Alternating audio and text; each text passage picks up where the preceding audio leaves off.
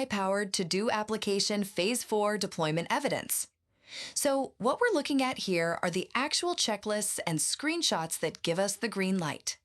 They formally confirm that the new AI-powered To-Do app is officially up and running in the cloud on Kubernetes.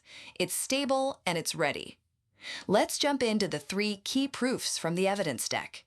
First off, all the core parts of the app are successfully containerized using some really optimized Docker images. We're talking complete, ready-to-go images. The front end is at 592 megs, the back end's around 710, and it's all paired with a lightweight PostgreSQL database. Second, and this is a big one, the Kubernetes deployment is stable and, get this, self-healing. The proof shows all 3 necessary pods, that's the front end, back end, and the database, are all running perfectly with a ready status. They've been stable for over 29 hours now, and any restarts just proves that the auto-healing feature is kicking in exactly like it's supposed to.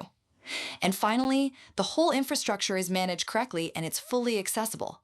The entire thing was packaged up and installed using Helm charts, so the To-Do Chatbot v1.0.0 release is listed as deployed, nice and clean. And for access, the services are exposed using NodePort, meaning you can connect to the front end and the back end API right from the outside. With every single verification check passed and over 29 hours of stable operation, this cloud-native AI app is confidently marked production ready.